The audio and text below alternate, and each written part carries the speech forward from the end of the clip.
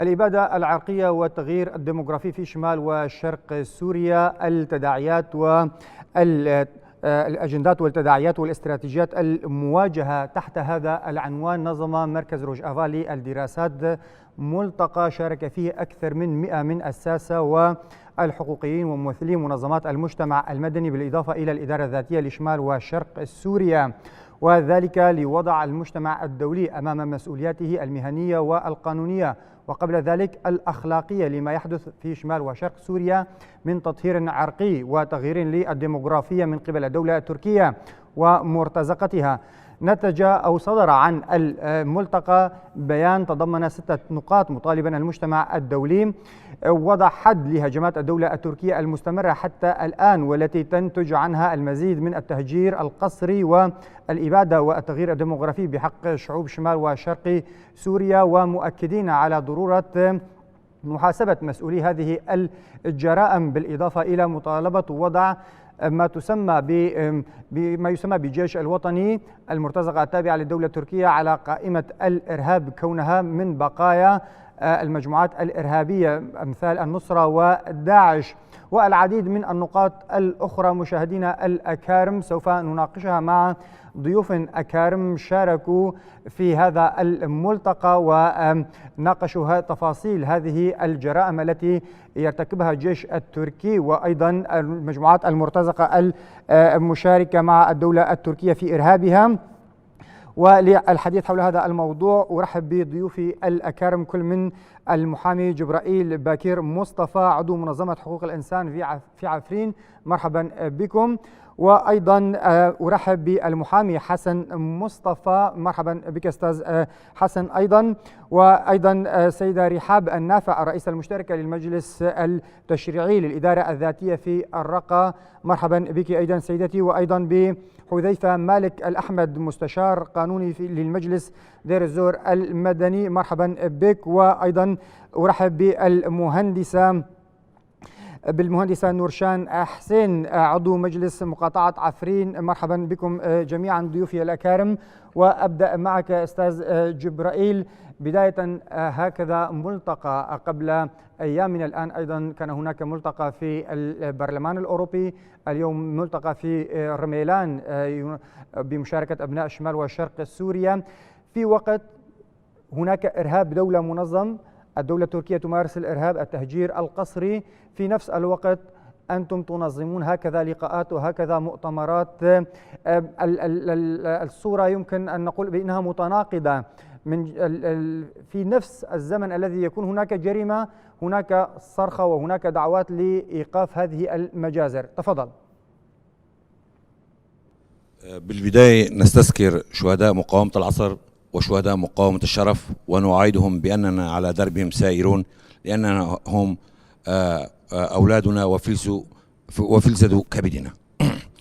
إن الهدف من الحوار الذي تم عقده اليوم في الملتقى في رميلان لكشف الانتهاكات الدولة التركية والفصائل المسلحة المرتزقة التابعة لها، لأن الجرائم التي ارتكبتها في عفرين والآن في سري كعنية وجريسبي وصلت إلى جرائم الإبادة العرقية وجرائم الحرب وجرائم ضد الإنسانية، وجلبت هذه الجرائم معها آثار ودمار شامل من تغيير ديموغرافي وتهجير قسري وسرقة ممتلكات وغيرها. فهدفنا من الملتقى أن إيصال المعاناة إلى المجتمع الدولي وكافة المنظمات الحقوقية والدولية، لأن المجتمع الدولي موقفه صامتا أمام هذه الانتهاكات التركية، وإلى هذه اللحظة لا نعرف ونسأل عن السبب لا يجيبنا أحد، وخاصة روسيا وأمريكا وغيرهم، الكل بموقف متفرج، كأنه لم يوجد هناك لا قانون دولي ولا أمم متحدة ولا أي شيء. استنادا إلى هذا المبدأ نحن نعتمد بالدرجة الأولى على قدراتنا الذاتية، لأن قدراتنا الذاتية هو الأساس، وما زالت الجرائم والانتهاكات مستمرة، وتركيا هدفها بما هدفها ليس المكون الكردي فقط، إن تركيا تهدف إلى إحياء. سوف نأتي أستاذ جبرائيل على هذه النقاط، أهداف الدولة التركية، وخاصة نوقشت اليوم في هذا الملتقى، ولكن اسمح لي قبل ذلك أيضا بالانتقال إلى المحامي حسن مصطفى. أستاذ حسن، هناك يعني كمحامي مشارك في هذا الملتقى، هناك دعوة من الولايات المتحدة الأمريكية وروسيا الاتحادية والمجتمع الدولي لإيقاف الغزو التركي. طالما هناك غزو، طالما هناك المزيد من الهجمات التركية، هذا يعني بشكل أوتوماتيكي المزيد من الجرائم، المزيد من الضحايا. فبالتالي أهمية إيقاف هذا الغزو، أهمية وضع الدول المعنية والمتدخلة في الشأن السوري أمام مسؤولياتها القانونية والتاريخية لإيقاف هذا الغزو. أهلا وسهلا بكم. لا شك أن ما تمخض عن لقاء اليوم والملتقى الذي جرى في الاتحاد الأوروبي قبل عدة أيام يأتي في هذا السياق، يأتي في سياق حث الدول الكبرى الراعية والفاعلة الرئيسية في الشأن السوري، حثها على القيام بواجبها الأخلاقي أولا، ومن ثم واجبها القانوني، كونها من الدول الكبرى والتي تحتفظ بحق النقض في مجلس الأمن الدولي، وبالتالي لديها من الصلاحيات والإمكانيات القانونية لفرض أي حل أو رأي على الحكومة التركية، وبالتالي تستطيع أن تردع وتكبح جماح الحكومة التركية عن استمرارها في هذه الحملة العدوانية. هذه الحملة العدوانية تعتبر خرق واضح للقانون الدولي من خلال اختراق الحدود واحتلال أراضي دولة عضو وذات سيادة في الأمم المتحدة. نعم. طيب سيدة رحاب، هذا الاستهداف المستمر للإدارة الذاتية ومؤسسات الإدارة الذاتية من قبل الدولة التركية، برأيكم في أي إطار تأتي؟ الدولة التركية لديها أطماع توسعية بحسب الكثير من التقارير والمهتمين أو المتابعين للشأن التركي. أيضا هناك بعض الادعاءات التي تروجها الدولة التركية حول محاربتها للإرهاب. كمحامي حقوقية ورئيسة مشتركة للمجلس التشريعي في الرقة، أنتم كيف تقيمون هذه الهجمات؟ لماذا تستهدف الدولة التركية بشكل استراتيجي بمعزل عن العالم؟ هناك تعاطف وهناك دعم دولي لهذه الإدارة كتجربة ناجحة في سوريا، بينما الدولة التركية تعادي هذه الإدارة. لماذا برأيكم؟ والله أنا برأيي الدولة التركية تعادي هاي الإدارة لأنه هي تريد تفشل الإدارة الذاتية وتعتبرها تهديد واقعي صار حديث وناجح، وكانت من الوهلة الأولى أنه يعني هي متأملة أنه يفشل، بس لما الإدارة الذاتية حققت نجاح واسع على مدار السنتين اللي مضت، لقى أنه يعني شلون بدي أقول لك، الحسين هو قام يحارب الإرهاب وبلش بعملية اسمها نبع السلام، بس هي منقوض هذا الاسم أصلا نبع السلام، لأنه إحنا لما كنا بالرقة نعاني من تنظيم داعش، وين هو؟ ليش ما جا حررنا؟ بس هو اللي بده يحافظ على الميثاق الملي اللي من عام 1920 اللي يجيز له على أساس حسب معتقداته الأولوية أو هو ملكه لشمال شرق سوريا. هذا اللي لما احنا كنا نتعرض للإرهاب داعش والقمع وخصيصا النساء بشكل خاص، اتطرقنا على النساء ولا تنظيم داعش الإرهابي كان تتعرض له النساء بالرقة بشكل خاص وبشمال شرق سوريا طبعا بشكل عام. وين هو من عملية نبع السلام؟ بس مطامعه واضحة صفت الكل العلن، يعني هو تفشيل الإدارة الذاتية. وحتى الحسين القانون الدولي أصلا لما احنا رفعنا بالملتقى بعمودة رفعنا دعوة ردت شكلا. ليش؟ كانت الحجج الأولى بالبداية أنه ارفعوها على المحاكم المحلية. طيب أنا حاسبه كمواطن مو كحقوقي. أنا لما عرضتني للانتهاكات التركية الحسين الموجودة، طبعا هذا الحكي بدي أوجهه للحقوق. سوف نعود إلى الآلية ونناقش هذا المحور أيضا اليوم في الملتقى، آلية إيصال هذه الوثائق وهذه أصوات الناس الذين تعرضوا للانتهاكات من قبل الدولة التركية إلى المحافل الدولية وآلية محاسبة هؤلاء الجنات. ولكن في بعد قليل سوف أعود إليكم لمناقشة هذه النقطة. أعود إليك سيد يعني حذيفة. الدولة التركية اليوم تدعي كما تفضلت رحاب بأنها تحارب الإرهاب. أنتم تمارسون الإرهاب على الدولة التركية؟ اليوم نقش هذا الموضوع، أم الدولة التركية هي التي تمارس الإرهاب المنظم على شعوب شمال شرق سوريا وما ما يسمى اليوم بالجيش الوطني السوري إلا نسخة مستحدثة من داعش؟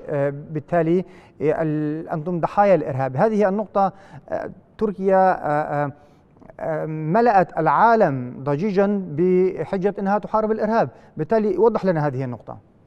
شكرا، أهلا وسهلا. تكلم الرفاق كثيرا يعني في الملتقى حول تصنيف الإرهاب والتحديد الأساسي لمعنى الإرهاب، يعني الكلمة الحقيقية لمعنى الإرهاب. إذا أي شخص أو أي دولة أو أي حكومة أو أي شخص يتكلم باسم المصطلحات على أن الإرهاب هم أبناء الشعب هم الإرهابيين، يعني نلجئ هذا الكلام أن أبناء تركيا أيضا هم إرهابيين بأنفسهم بذاتهم، يعني لوصفهم بهذه الكلمة. نحن الآن كسوريين أو كأبناء إدارة ذاتية إن تكلمنا في شمال وشرق سوريا حاليا، كون المشكلة العظمى مع تركيا هي في شمال وشرق سوريا تماما. الإرهاب يترافق مع عناصر خارجية دائما، يترافق مع عناصر خارجية أو غزو لدولة أخرى. أما كيف يسمى إرهاب؟ بالدفاع عن ذاتي أو الدفاع عن نفسي أو إدارة بلدي أو إدارة الدولة التي أنا أقوم بها. بالإضافة إلى ذلك من أعطى الصلاحية لتسميتنا بالإرهابيين؟ أو نحن الإرهابيين أم هم الإرهابيين؟ تمام. الآن لنميز بين، انطلقنا من النقطة الأساسية، من هو صاحب الإرهاب أو من الذي يطلق على الآخر بالإرهابي. نعم. إذا كان الاستناد على بعض الأجندات الموجودة معهم بصفتهم أنهم يحملون الهوية السورية، أيضا كان بعض الإرهابيين الدواعش يحملون الهوية السورية. فالكثير من الدواعش والإرهابيين خرجوا. أين هم الآن؟ هل ابتلعتهم الأرض الموجودة في داخل سوريا أم موجودين في الشمال السوري ويعملون الآن مع تركيا، وقسم كبير منهم يعمل مع تركيا؟ فالتوصيف يعني لا يتكيف مع أي دولة أو مع أي شخص يستطيع أن يحدد هذا المسمى. فنحن كأبناء سوريا نحن من نحدد عملنا وآلية استقرارنا، ولا نقبل بأي دخول أو تدخل خارجي من أي دولة. نعم. نعم. طيب، اسمح لي أيضا بالمرور إلى نورشان. لفت انتباهي الآن أنتم 5 ضيوف أعزاء، جميعكم كنتم ضحايا للإرهاب. أنت قادمة من الشهباء ونازحة أو مرحلة جبرا من منزلك في عفرين. أستاذ جبريل كذلك الأمر. الضيوف الأكارم الآخرين كانوا ضحايا إرهاب داعش الذين قدموا من الحدود التركية. هذه المعادلة، معادلة تغيير الحقائق، ممارسة الإرهاب والتطهير العرقي تحت مسمى غصن الزيتون وتحت مسمى نبع السلام، تهجير الناس ومن ثم الادعاء بأنهم يشكلون خطر على أمني القومي أو أنهم إرهابيين. هذه السياسة التركية هل ما زالت تنطوي على الناس، أم الدولة التركية باتت مفضوحة أو وجهها الإرهابي قد كشف، ومن يجب أن نتحدث عنه كجهة إرهابية اليوم باتت هي الدولة ومؤسسات الدولة التركية ذاتها؟ يعني من الواضح أننا جميعا مثل ما قلت أننا ضحايا الإرهاب التركي والفصائل المرتزقة المنضوية تحت سقفه وبدعمه.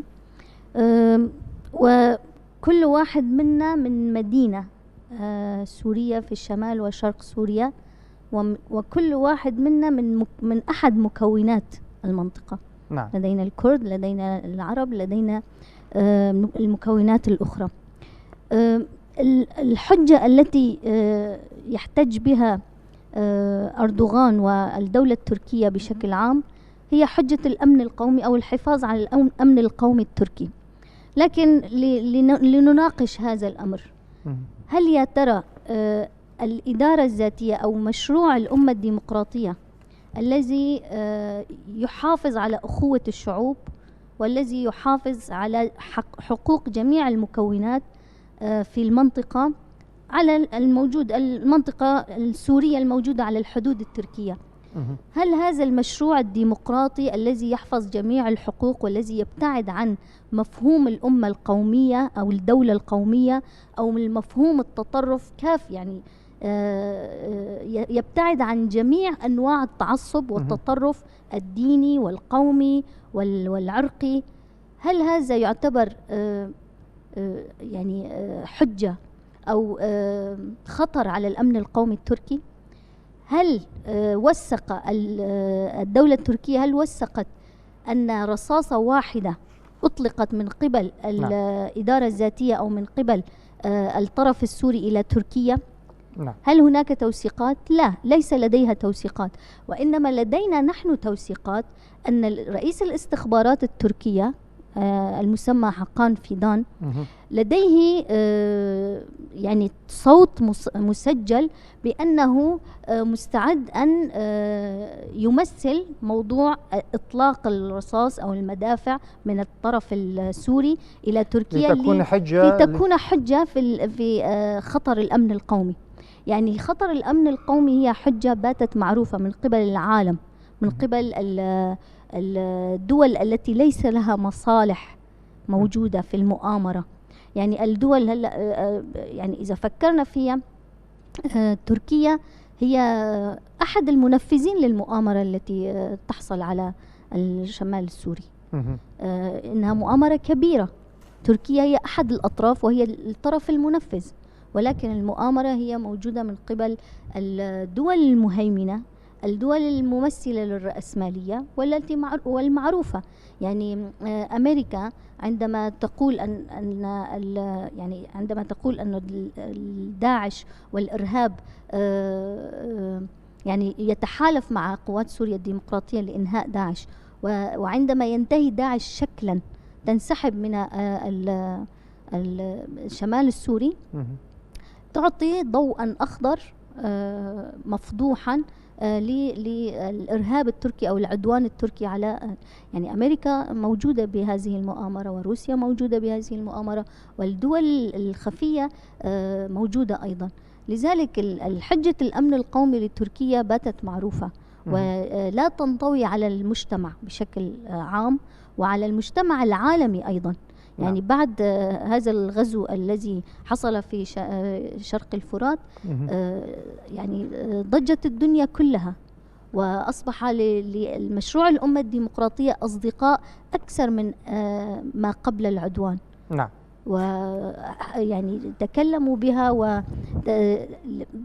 ولكن المشكلة أين؟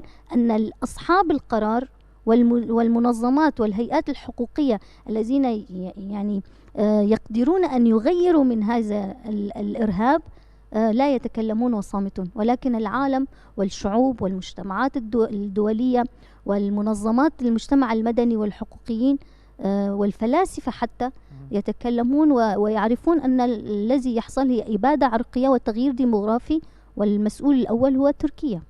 نعم. طيب أستاذ جبرائيل، أعود إليك مجددا، وسؤال حقيقة استخلصه مما تفضلت به نورشان.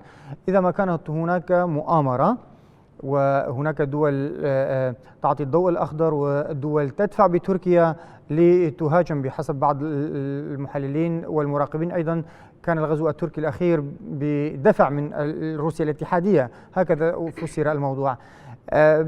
إذن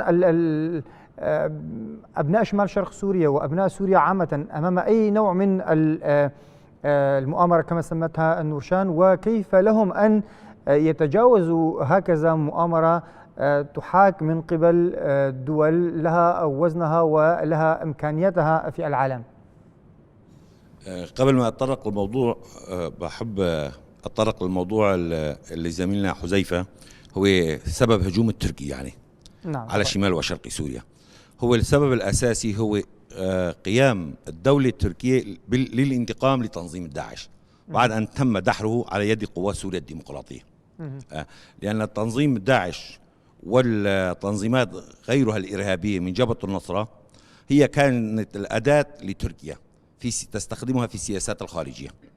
فبعد تم دحر هذه التنظيمات على يد قوات سوريا الديمقراطية فقدت دولة تركيا أوراقها، فأصبحت بالمواجهة مباشرة، يعني سقط القناع عنها. أما فيما يتعلق بالسؤال هو الخطر وكيف المكونات في شمال وشرق سوريا سيصمدون أمام هذا الخطر، يعني إن الدولة التركية تعرف تاريخها وتكوينها أكثر من غيرها، دولة قائمة على الإبادة والإنكار لكافة المكونات الموجودة حتى في ضمن تركيا. فتجربة الإدارة الذاتية في شمال شرق سوريا، تركيا تشعر بأن هذه التجربة إن شاءت أم إن أبت ستنتقل هذه التجربة إلى داخل تركيا، وبالأخص إلى كردستان تركيا، وخاصة إن المشروع ينادي بالأمة الديمقراطية. نتيجة هذه المشروع هناك أقليات مضطهدة ما عدا الأكراد، هناك العلويين وهناك غيرهم كثير، الآشوريين وهناك المسيحيين. لذلك تسعى بكل الوسائل بأن تقضي على مشروع الإدارات الذاتية في شمال وشرق سوريا. أما فيما يتعلق هناك تآمر دولي كامل، أعتقد ليس بهذه المستوى. هناك مصالح دولية، نعم، لأن في العلاقات الدولية لا هناك صداقة دائمة ولا مصالح دائمة، لا عداوة دائمة، هناك مصالح دائمة. تركيا بعد انهيار المنظومة الاشتراكية نعم، لم تبقى لها الوجود الأساسي، يعني الدول غيرها من الدول لم تبقى تركيا أساسية بالنسبة لهم. نعم. فتركيا أصبحت في حالة يعني قريبة إلى وشبيهة بغيرها من الأنظمة الدكتاتورية التي أدت إلى زوال، يعني نعم. وخاصة في داخل تركيا. هلا حتى في داخل حزب العدالة والتنمية نلاحظ هناك انشقاقات كبيرة، يعني واعتقالات في تركيا من ضباط وقضاة وغيرها. فكل هذه المشاكل سيؤدي لتركيا تقليص دورها وانهيارها. نحن بحاجة في شمال وشرق سوريا إلى مزيد من المقاومة والتكاتف والصمود. فتركيا عندما تهجم على قوات سوريا الديمقراطية.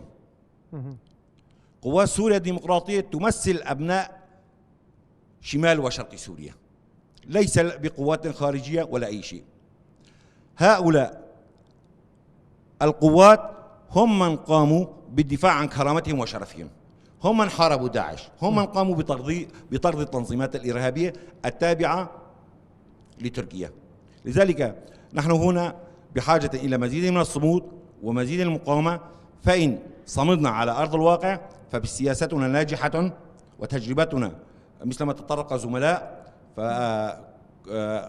فأصبحت كل الدول وكل العالم يتفاجؤون بهذه التجربة ويؤيدونها. نحن بحاجة إلى الصمود.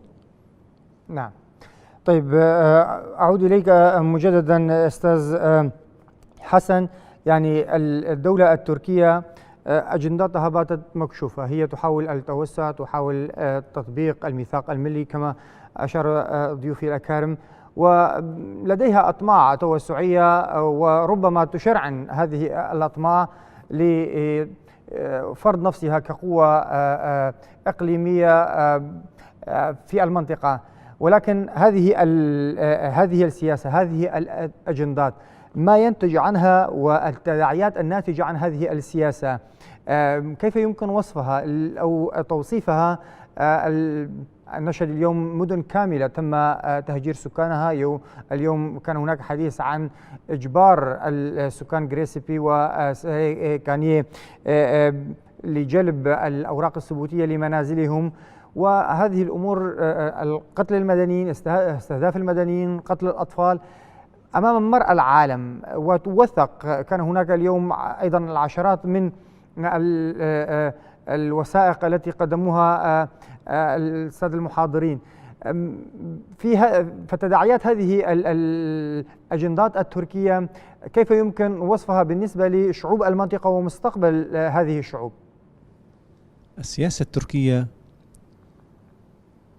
التي يمارسها أردوغان تأتي في سياق البرنامج الذي وضع لمنطقة الشرق الأوسط منذ ما يزيد على 20 سنة، وبدأ بتنفيذه بعد سقوط العراق سنة 2003، وطرح مشروع الشرق الأوسط الجديد.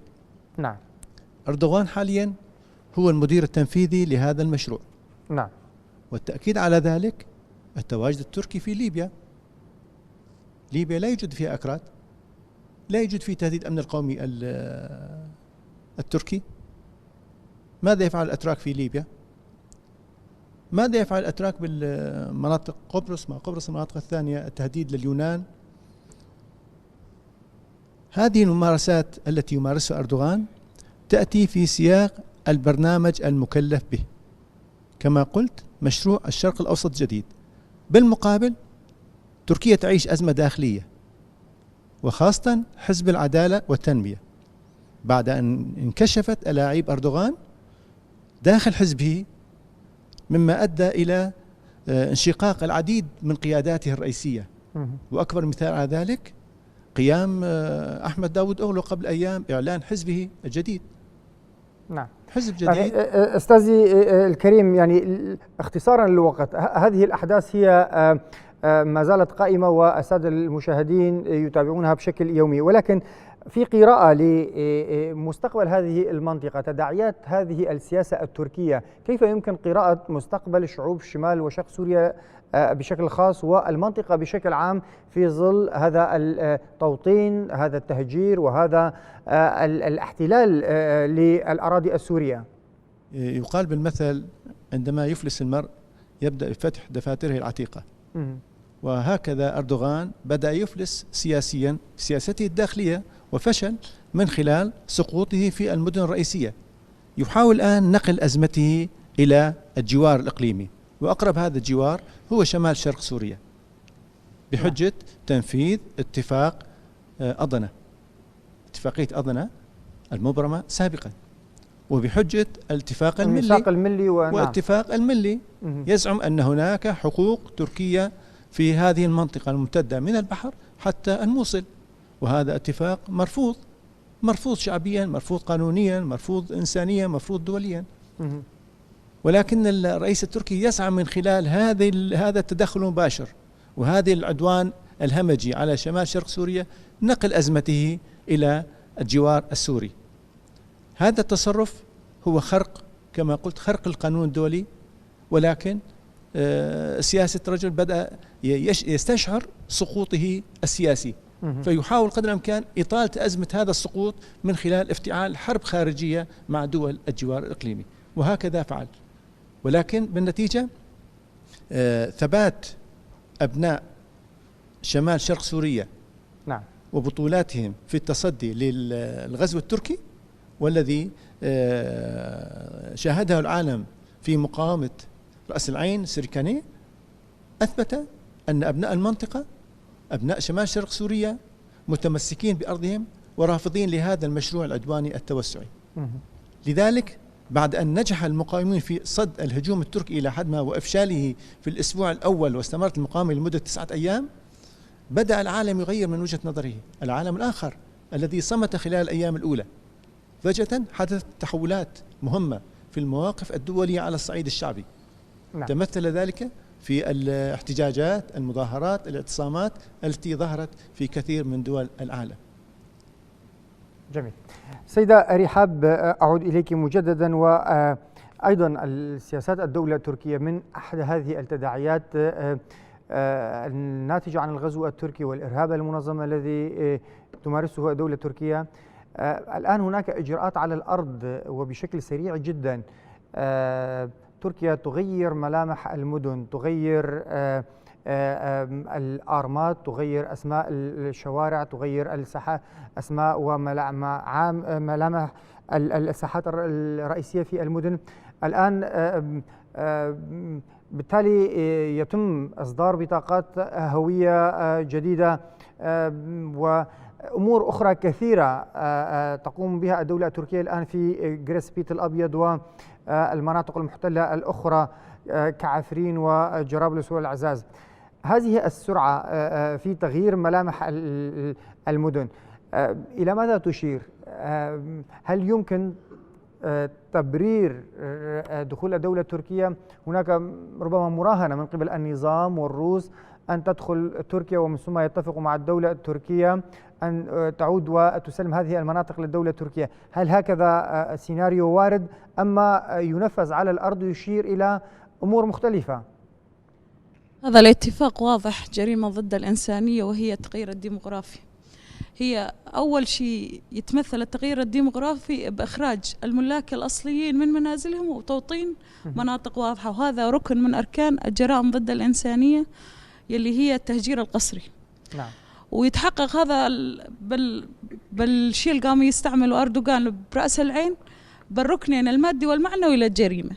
وهذا دليل أنه تحققت هاي الجريمة، ولازم تلفت الأنظار للمحكمة الجنائية الدولية ولا العدل الدولية ولا منظمات حقوق الإنسان جميعها أنه تحققت أركان الجريمة بشكل عام ويحاسب عليها القانون الدولي، وما يقتصر فقط على إخراج النازحين من ملكهم الأصليين وتوطين نازحين آخرين، بالإضافة إلى إرسال رسالة واضحة إلى النازحين الذين خرجوا من أراضيهم حتى ما يعني سياسة ترهيب وتهجير، حتى خوف ما يرجع مباشرة أنه يسكن ويوطن شيء ثاني. هذا الركن الثاني من تحديد آلية الجريمة. والركن الثاني اللي يمثل الجرائم الدولية اللي لازم المحكمة الجنائية الدولية ولا محكمة العدل الدولية يلتفت نظرها أنه تحققت أركان الجريمة اثنين، المادي والمعنوي، بهذا وبشكل خاص بسيركانية على عملية تغيير أسماء الشوارع ولا أسماء المدارس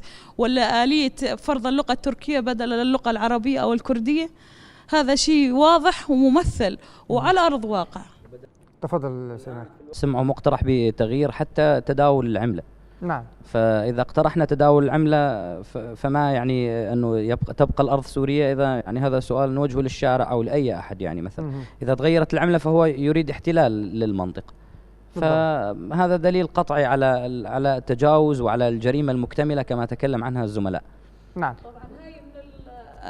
بالنسبة للأمور اللي ذكرناها هاي كلها مخالفة القوانين والاتفاقيات اللي ينص عليها القانون الدولي العام، وما يقتصر فقط على حركات التهجير توطين المواطنين مكان سكانهم الأصليين، لا، عمليات سلب ونهب وحرق وكلها هاي قامت تصير على الأرض. نعم. وحتى دائرة التوثيق تأكد هذا الكلام. جميل. حذيفة، النقطة أود هناك ملاحظة لك تود أن تضيفها، ولكن أيضا أسأل هنا دور النظام السوري، الدولة السورية، مؤسسات الدولة السورية. قبل قليل تحدث ضيوفي الكرام عن اتفاقية أضنا، والنظام حتى الآن بشكل علني يصرح بأنهم متمسكين باتفاقية أضنا، وروسيا الاتحادية أشارت بأن تركيا متواجدة في سوريا على أساس اتفاقية أضنا. بالتالي هنا هذه الجرائم، هذه الإبادة التي ترتكب بحق الشعب السوري هي ضمنيا لها غطاء قانوني بموافقة النظام السوري، هكذا يفهم. كيف يمكن، هل هذا الفهم لهذه النقطة صحيح أم هناك أمور أخرى؟ تفضل. بالنسبة لاتفاقية أضنا، حتى اتفاقية أضنا عندما نتكلم عنها يعني هي مخزية أو مخجلة نوعا ما. يعني اتفاقية أضنا لما يتكلم النظام السوري يتفق مع تركيا على السماح بالدخول بأي وقت أو بأي لحظة أو تجاوز الحدود السورية بحجة حفظ الأمن القومي أو الإرهاب أو الدفاع عن الإرهاب.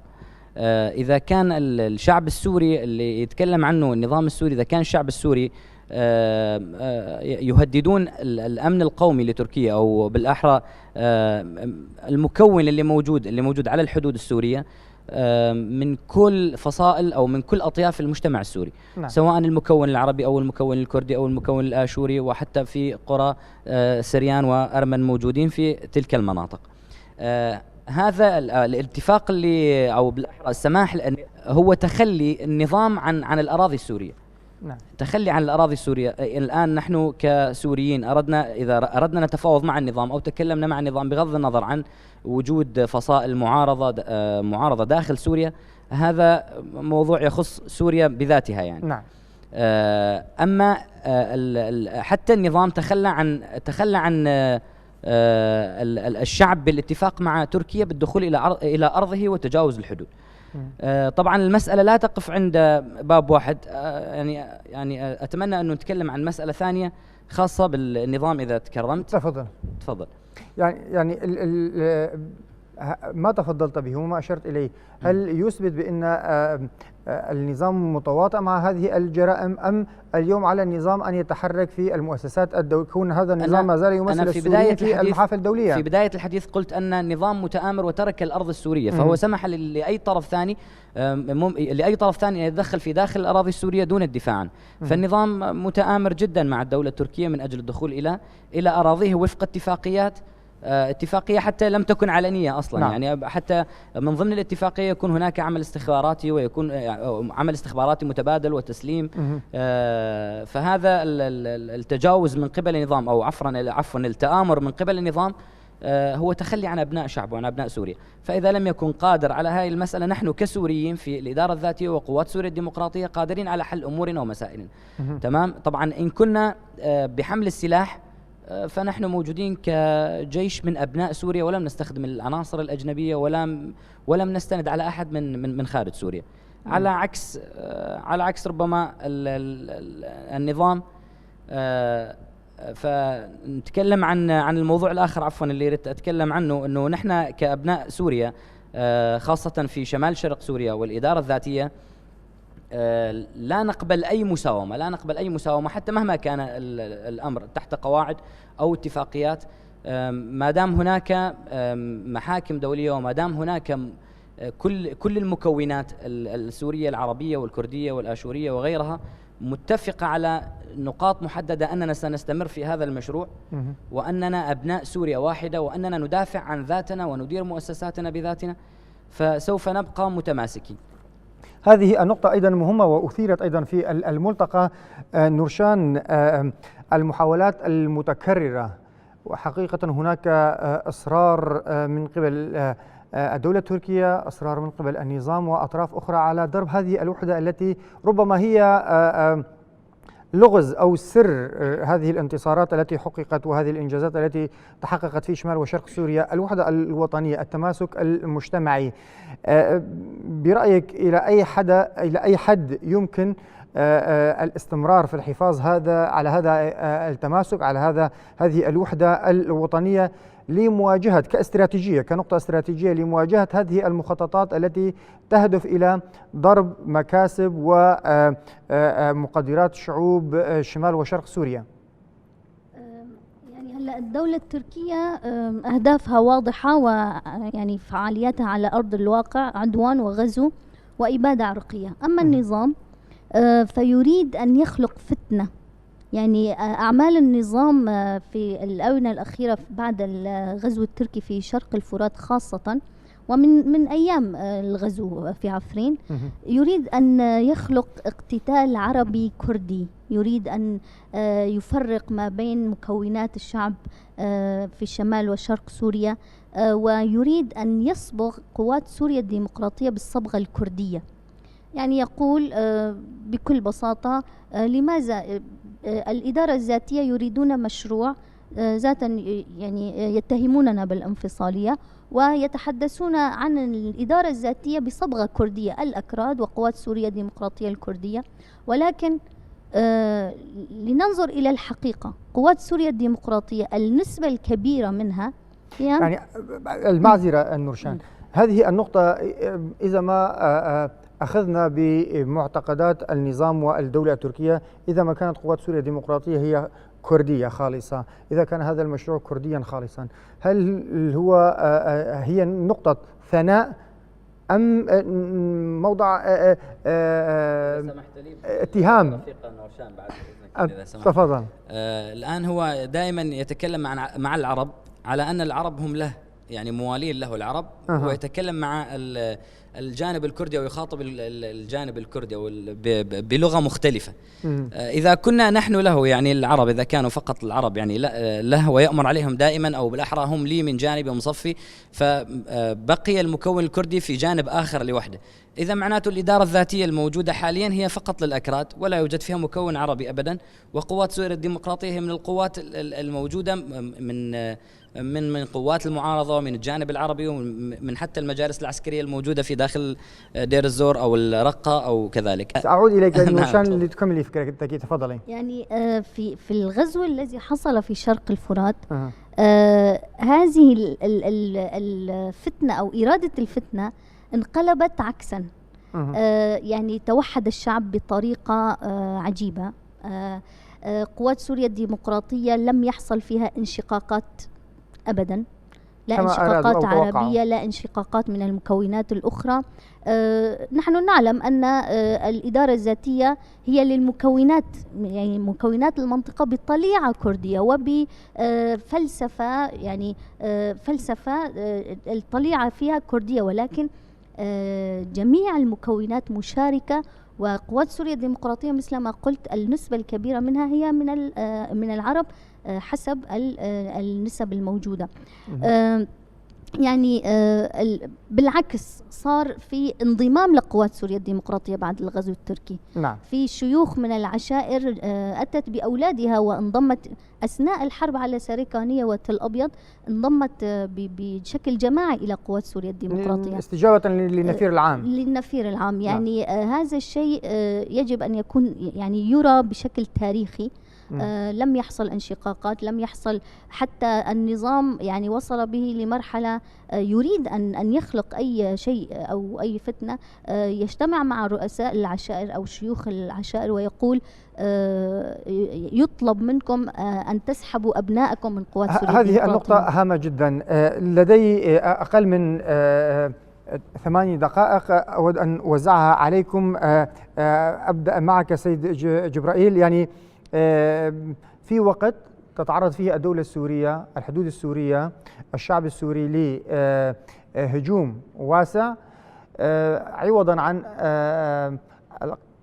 المبادرة من النظام ومؤسسات الدولة السورية لتوحيد الشعب السوري، كافة الشعب السوري خلف مقاومة وجه غزو خارجي. يأتي أزلام النظام لضرب الوحدة الموجودة في قوات سوريا الديمقراطية، التماسك الموجود، التماسك المجتمعي في شمال وشرق سوريا. ضمن استراتيجيات التصدي للعدوان التركي، للغزو التركي، كيف يمكن هنا تقييم موقف النظام؟ بالبداية أحب أتطرق إن هذا النظام استمراره كل هذه المدة والحكم في سوريا هو نتيجة الدكتاتوريات التي تبعها وسياسة فرق تسد، تفريق بين الأقليات والقوميات وكافة المكونات الشعب السوري. هذا هو من ضمن أحد أسراره في استمراريته، وما زال يفكر أن يستخدم هذه السياسة باتجاه مكونات في شمال وشرق سوريا. النظام السوري من الناحية القانونية نظام متورط في الإبادة والتغيير الديمغرافي التي لحق بالمكونات والشعب في شمال وشرق سوريا. فلأي جريمة، خاصة الجرائم الجنائية، بعض الجرائم ليس من الضروري أن يكون فاعلا واحدا، هناك شريك وهناك متدخل. فبالرجوع إلى اتفاقية الأضنة، هذه الاتفاقية التي عقدها النظام السوري مع نظام تركي ديكتاتوري، هو من حيث الخطوط العريضة المكون الكردي، ولكنها أعمق من ذلك. كافة المكونات أينما كانت مستهدفة. نعم. مثالا على ذلك في إدلب، هل يوجد أكراد؟ لماذا يسمح هذا النظام أن يدخل تركيا إلى إدلب؟ لأن هناك بغض النظر عن عقيدتهم وتوجيه، لأن هناك صوت معارضة ضد ذهنية هذا النظام. الوقت يداهمنا، اسمح لي بالانتقال إلى أستاذ حسن أيضا من جديد. آليات استراتيجيات التصدي لهذا الغزو، هذه المؤامرة الكبيرة، هذا النظام مستبد والذي يفرض نفسه على السوريين، وبالتالي موقف صعب يواجه أبناء سوريا عموما ولا سيما أبناء شمال وشرق سوريا، كون برزت لهم إرادة حرة في الإدارة الذاتية لشمال وشرق سوريا. كان هناك أصوات تدعو إلى الوحدة الكردية، الوحدة الكردية العربية، وحدة المكونات لتقوية وتعزيز هذه الوحدة حتى يكون هناك خروج من هذه الأزمة أو إمكانية التصدي لهذا الغزو الخارجي. في هذا الجانب ماذا تقولون؟ أهم عامل في هذه المواجهة وفي نجاحها هو التوحد. ينبغي أن نعمل على توحيد صفوفنا عربا وكردا. في الجانب الكردي على الأخوة الأكراد أن يعملوا على توحيد صفوفهم وعدم تفتيتها في تكتلات وتشكيلات سياسية متنازعة لكل منها أجندته الخاصة. علينا أن نعمل لبناء سوريا جديدة، سوريا لكل السوريين بكل المكونات. كذلك المكون العربي عليه أن لا يسمح بدخول أي عنصر غريب، أي عنصر مفرق بين صفوفه. عليه أن يعمل على توحيد الصفوف، لم الشمل كما يقال، من أجل أن نواجه هذا العدو الغادر، العدو الذي لا يميز بين كردي وبين سوري، بين السرياني أو شركسي أو شيشاني. نعم. لذلك علينا أن نوحد صفوفنا كما قلت، علينا أن نتعاون، علينا أن نرحل خلافاتنا إن كان هناك خلافات إلى مرحلة أخرى حين يتحقق الأمن والاستقرار في هذه المنطقة. نعم سيدة رحاب، باختصار شديد دقيقتين فقط لك، يعني أيضا ضمن استراتيجيات المواجهة، ضمن استراتيجيات الدفاع عن الذات في شمال وشرق سوريا، أشار ضيوفنا الأكارم على أهمية تقوية قوات سوريا الديمقراطية. في هذا الصدد أنتم ماذا تقولون؟ والله بذكر الحلول، الأستاذة أنيور باش ما ذكرت أنه الحل العسكري والحل الدبلوماسي يلي لازم احنا نوقف عنده مشان تعزيز قوات سوريا الديمقراطية وتعزيز اللحمة الوطنية بين أبناء المكونات كافة وكافة الشرائح الاجتماعية اللي ضم عرب وكرد وسريان وعرب وكرد وسريان ومن كل الفصائل. نعم. والمكونات أصولا احنا نوحد هاي الفصائل من أجل تعزيز الدفاع عن أرضنا، لأنه هذا يحقق آلية الدفاع المشروع. احنا كنا أبناء سوريا، أبناء شمال شرق سوريا، بدون تمييز بين عربي وكردي وسرياني وأشوري، كل المكونات. نعم أستاذ حذيفة، يعني حقيقة هذا المجال واسع وربما الوقت لا يتسع، لكن الناحية القانونية وضع المنظمات الأممية أمام مسؤولياتها بالوثائق والدلائل، ومن ثم فرض حتى لو كان هناك محاولة تجاهل، فرض أمر واقع للجرائم والإرهاب الممارس بحق أبناء شمال شرق سوريا. حول هذا الموضوع، آلية إيصال صوت الشعوب شمال وشرق سوريا ومآسيهم إلى المحافل الدولية.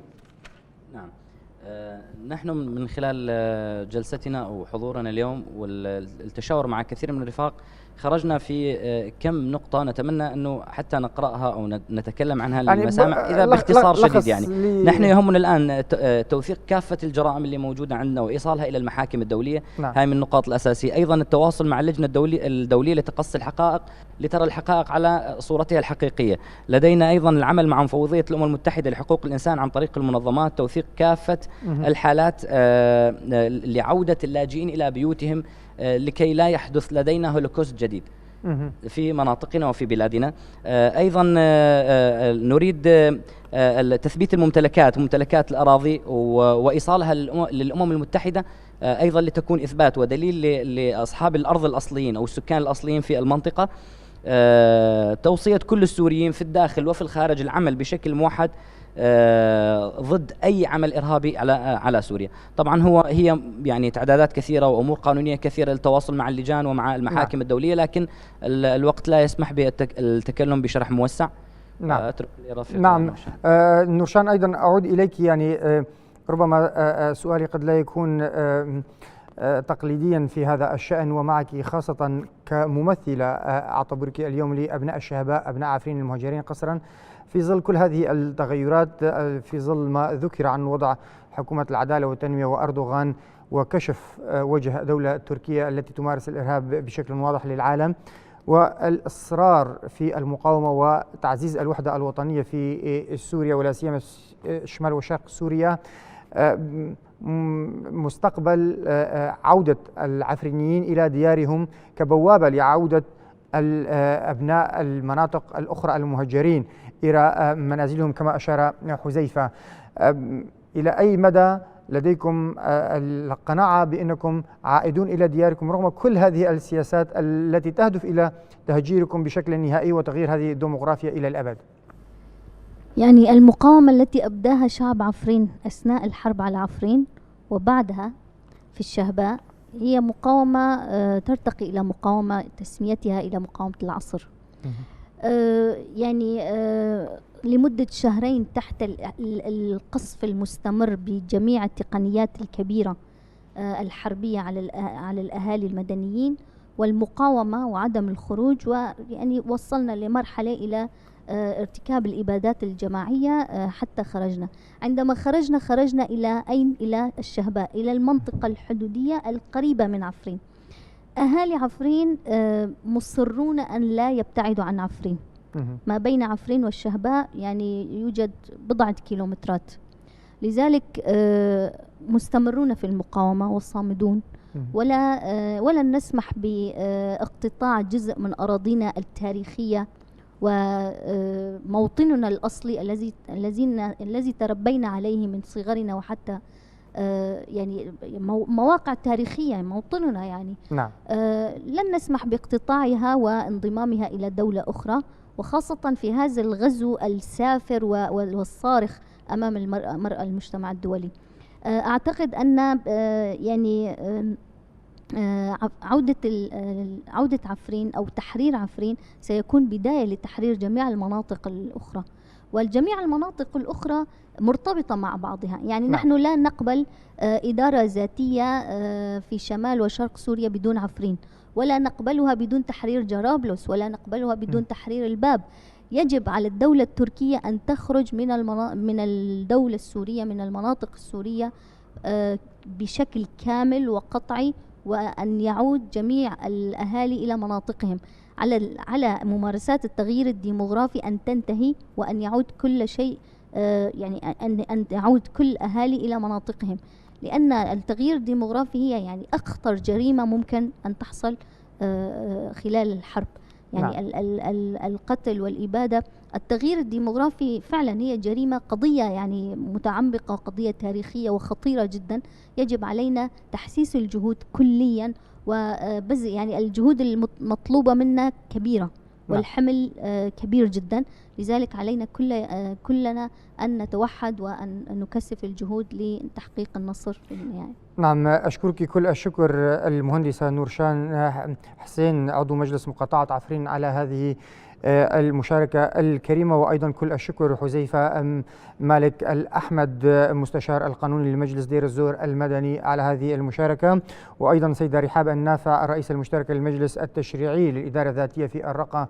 أشكرك كل الشكر على منحك إيانا هذا الوقت، وأيضا المحامي جبرائيل باكير مصطفى وعضو منظمة حقوق الإنسان في عفرين، أيضا أشكرك. وسيد حسن مصطفى المحامي، أشكرك أيضا كل الشكر على هذا الوقت الذي منحتنا إياه. شكرا جزيلا لكم رغم الساعات الطويلة التي قضيتموها في المناقشات والتعب الذي بذلتموه، أيضا منحتونا هذا الوقت. أشكركم كل الشكر مجددا.